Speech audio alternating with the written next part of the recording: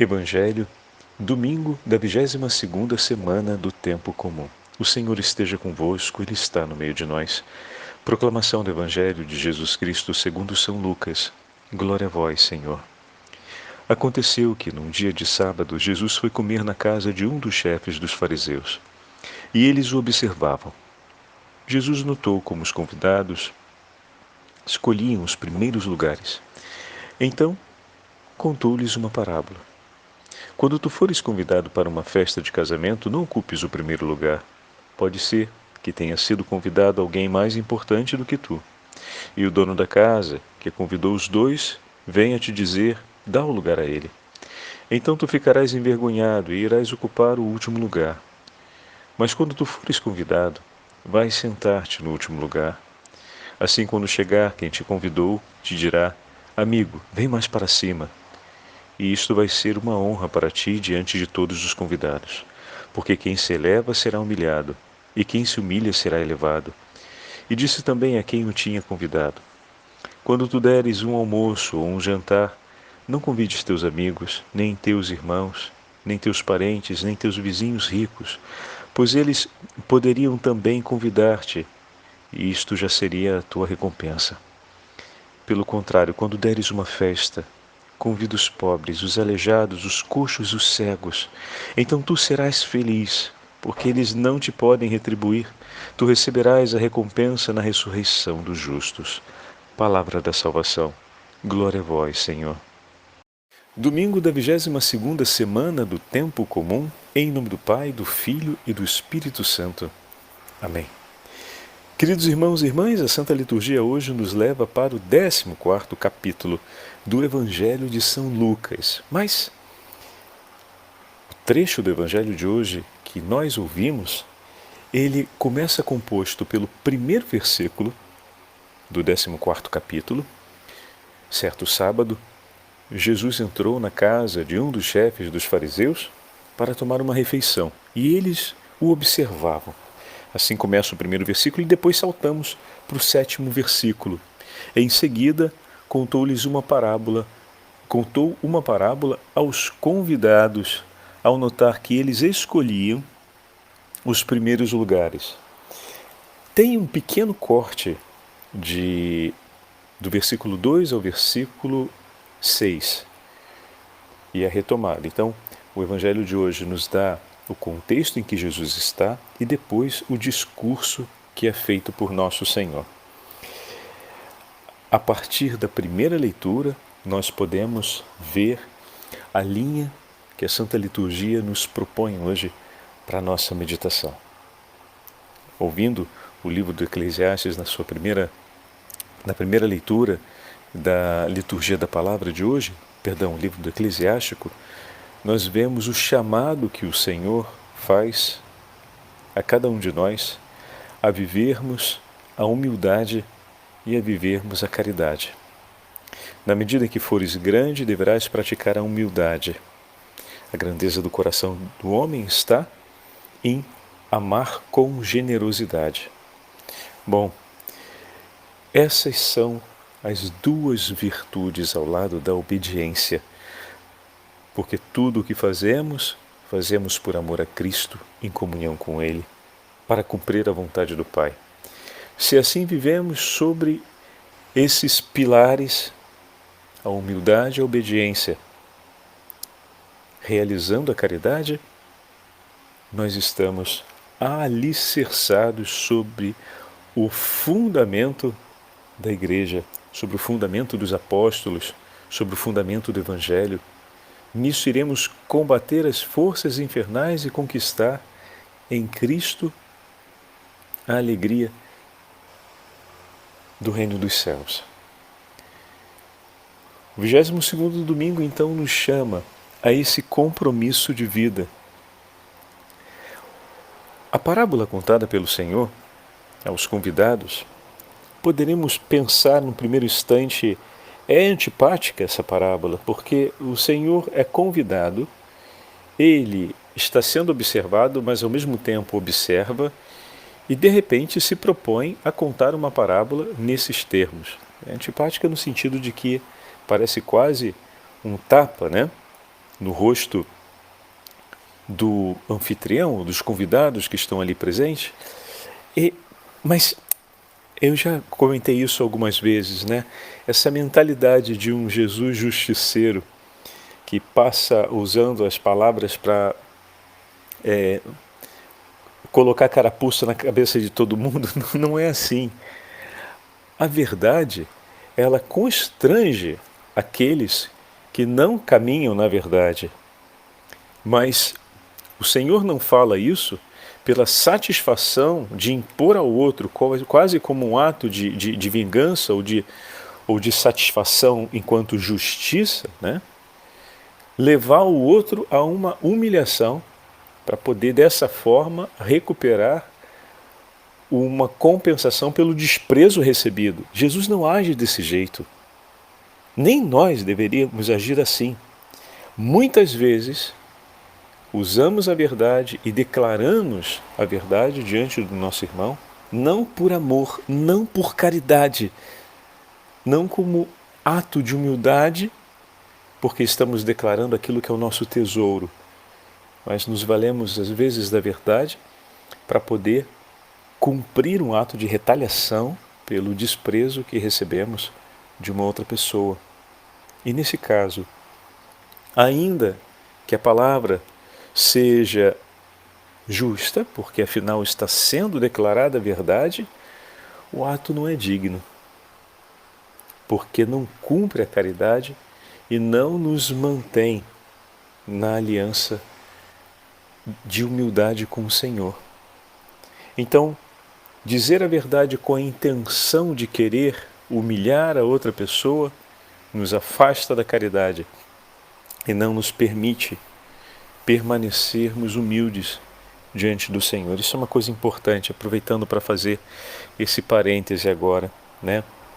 O Senhor não está fazendo justiça, não é Jesus justiceiro com as palavras ali, tentando dar uma lapada no pessoal que não escuta e que despreza as coisas que ele diz e que ele ensina em nome de Deus. Mas o Senhor incessantemente se vale das ocasiões, como vai dizer São Paulo mais adiante, oportunas e inoportunas, para chamar os homens de volta à vida. Mas como já falamos em outros tempos, né? Se alguém está perdido ou muito fechado, né? Ou seja, com a cabeça muito dura, então para a cabeça dura, pancada forte, senão não abre. Então, às vezes, o Senhor precisa falar de uma maneira enérgica e intensa, porque a realidade na qual o outro se encontra é de grande urgência. Não é exatamente o caso aqui, onde o Senhor fala em maneira, usando a linguagem da parábola, para poder chamar, pela analogia, não, ou pela metáfora, o homem de volta à percepção daquilo que é a verdade, daquilo que é o desejo do coração de Deus. Porque Deus se alegra pelo homem que se converte, não pelo pecador que se condena. Deus não se levanta para castigar, para gerar um dano à alma do homem, mas para oferecer-nos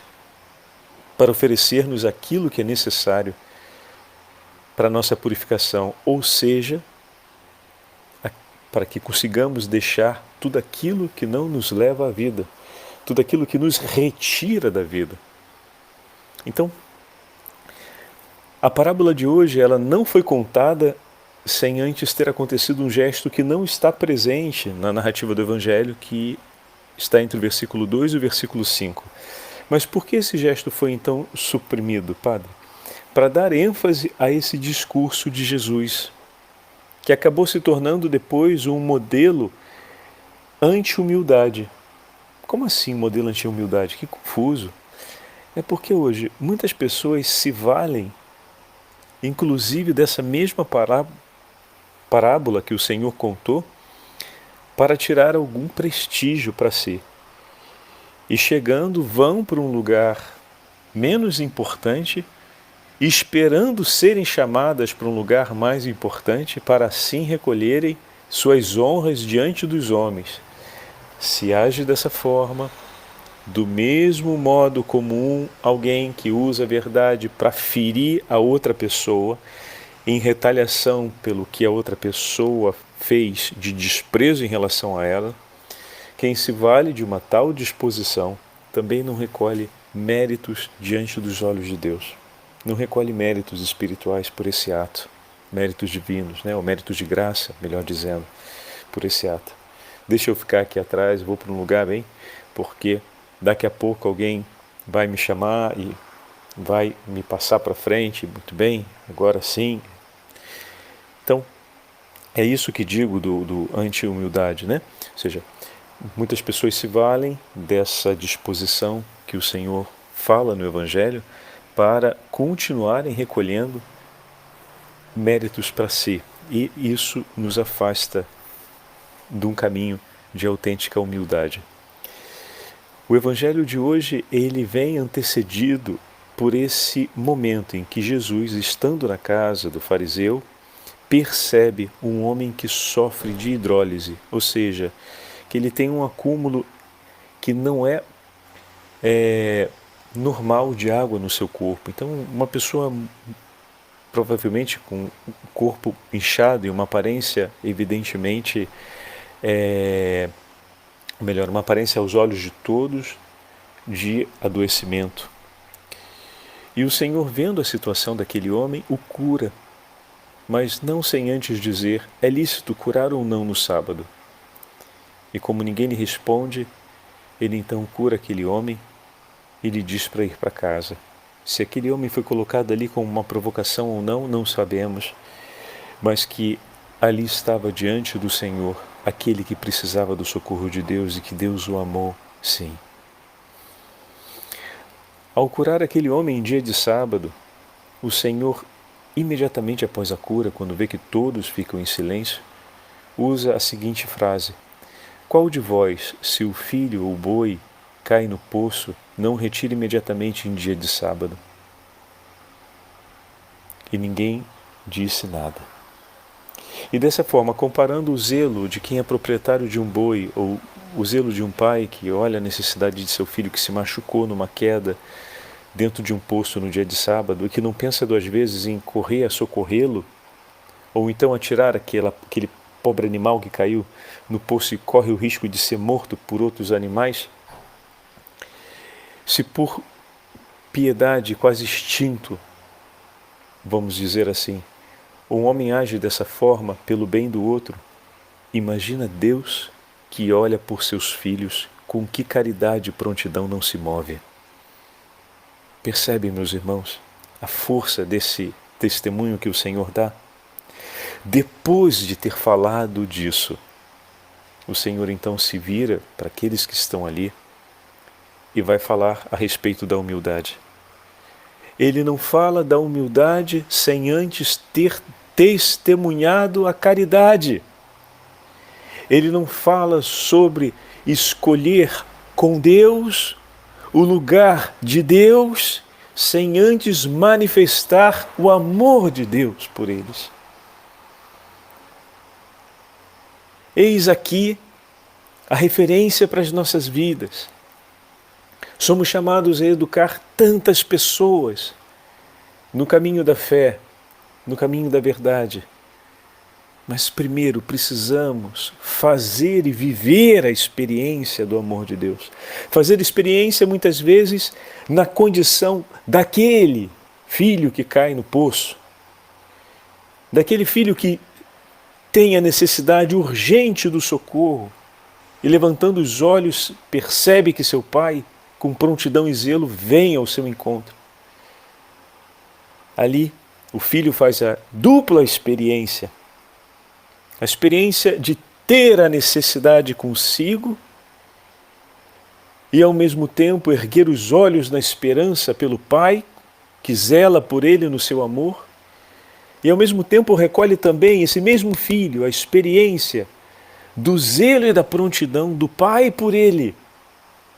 E se ama o pai, ama ser como o pai, então ama ter um coração como o dele.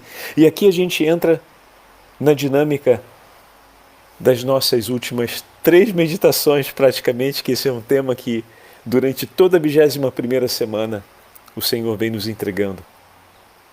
E hoje chegamos nesse ápice. Amar, ser como Deus. Mas para que nós possamos perseverar na humildade, na obediência, precisamos continuamente recordar como Deus nos ama. Glorificar a Ele por isso e desejar, assim, ser mais parecido com Ele. Se nós não fazemos memória, não desejamos ser como.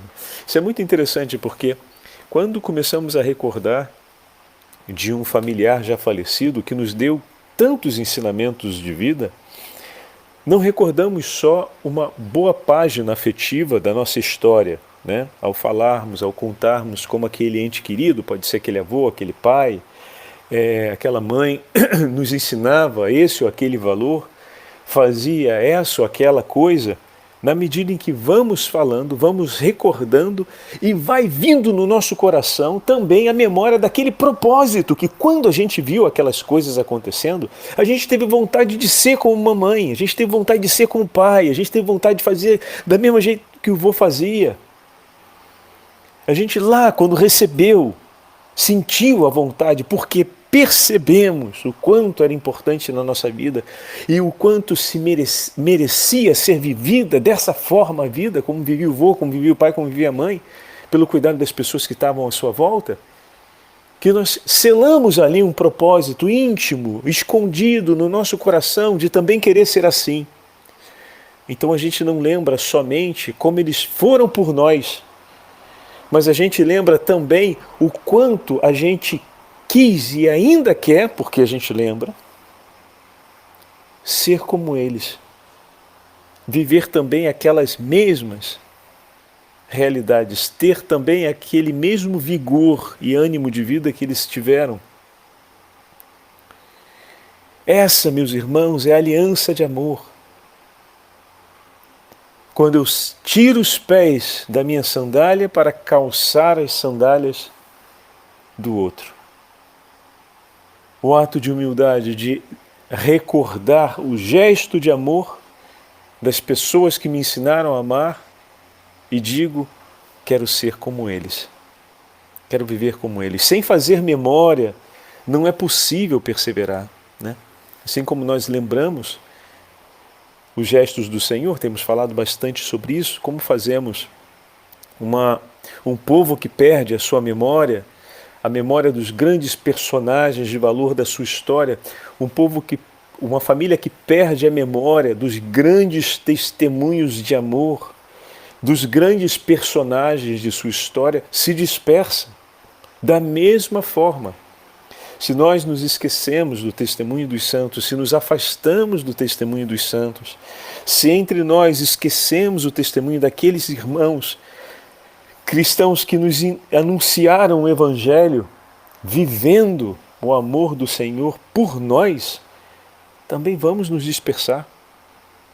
Esse exercício é fundamental, porque nele nós celebramos a comunhão, celebramos a aliança e permanecemos juntos.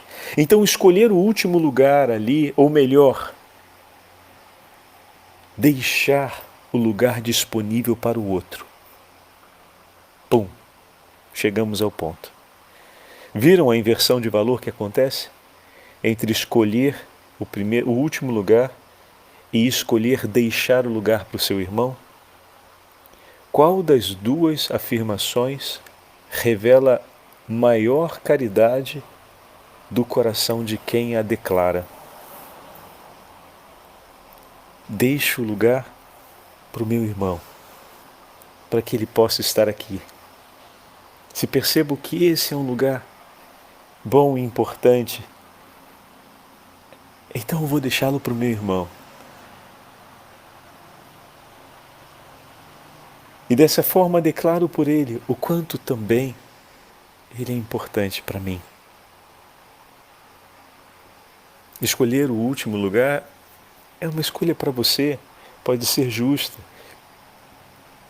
mas sou eu que escolho para mim o último lugar. Ah, padre, mas eu escolho o último lugar para deixar aquele primeiro lugar aquele outro lugar ali que é privilegiado para o meu irmão, porque eu me alegro de poder vê-lo sendo amado, honrado, cuidado bem. Ótimo. Então, dá ênfase a essa sua primeira decisão, porque a segunda de escolher aquele lugar, ela só está acontecendo porque essa primeira escolha foi a escolha que iluminou o seu coração. A segunda é consequência dessa. E a inversão que o padre falava no início é que essa primeira escolha, vamos dizer assim, uma escolha central, deixar o lugar para o meu irmão, muitas vezes é esquecida. E alguns se valem, e nesse caso se valem numa direção inoportuna, né? O que o padre falava no início que não era humildade, quando se pensava em escolher só o último lugar. Em que sentido? Fazendo uma escolha para mim e por mim. O Evangelho e o Senhor nos ensina a escolher por amor. Assim como o pai escolhe lançar-se ao poço para tirar o filho que ali está, assim como Deus escolhe enviar o Filho pela salvação dos homens, assim como Cristo escolhe entregar sua vida pelos discípulos, Ele escolhe estar na cruz por nós. O último dos lugares foi ocupado pelo Senhor, o lugar do condenado, do crucificado, no alto da cruz, abandonado por todos. Foi o lugar que Ele escolheu, mas Ele escolheu aquele lugar porque muito amou. Ele escolheu aquele lugar porque desejava que nós estivéssemos sentados no reino dos céus. Ele escolheu o alto da cruz, que é o último lugar dos homens, para que nós pudéssemos sentar nos primeiros lugares no reino dos céus. Porque nos amou e nos quis no céu, escolheu a cruz. Que assim a gente abrace a nossa cruz cotidiana pela nossa família, porque quero ver minha esposa no céu. O testemunho de Santa Mônica ontem foi fortíssimo, né? Porque quero ver minha esposa, meu esposo no céu, porque quero ver meu filho no céu, porque quero ver as irmãs da minha comunidade no céu, porque quero ver os meus paroquianos no céu. Eu escolho o último lugar. Eu escolho a cruz e a abraço e me coloco ali para que eles possam ter um lugar no céu. Que o bom Deus nos abençoe, que essa escolha bendita de humildade e perfeita caridade ilumine os nossos passos e nós vivamos continuamente na obediência ao Santo Evangelho. O Senhor esteja convosco, Ele está no meio de nós.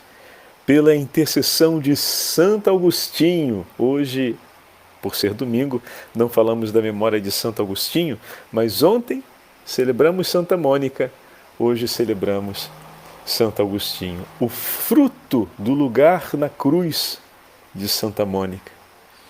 Ela que escolheu, e aquele texto de ontem de Santo Agostinho, me permito mais essa palavrinha, Jesus amado, quantas vezes essa mãe me gerou, diz Santo Agostinho, quantas vezes ela me gerou com o seu coração, me gerou uma vez em seu ventre, mas com o seu perdão e a sua oração, me gerou para Deus infinitas outras vezes. Oh mães, oh filhos, bendigam as mães, as avós e todos aqueles homens e mulheres que nos geraram para Cristo muitas vezes, os sacerdotes que nos receberam para a confissão, aqueles que nos entregaram a comunhão, aqueles que nos acompanharam em tantos momentos. Eu pensava neles ontem, lembrando da oração que Santa Aníbal Maria de França fez pelos sacerdotes, tão bonita. E eu lembrava disso e dizia, Senhor, quantas foram as mãos que me geraram, além dos corações que rezaram por mim. Bendito seja o teu santo nome. Que a memória de Santo Agostinho hoje nos ajude também a vermos esse testemunho. Qual o testemunho, Padre? De muitos que escolheram a cruz para que pudéssemos ser outra vez gerados no amor. E que nós escolhamos a mesma coisa por aqueles que Deus nos confiou. Pela intercessão da Santa Mãe de Deus e de Santa Mônica também, acompanhando o filho Santo Agostinho, abençoe-vos o Deus Todo-Poderoso, Pai, Filho e Espírito Santo. Amém.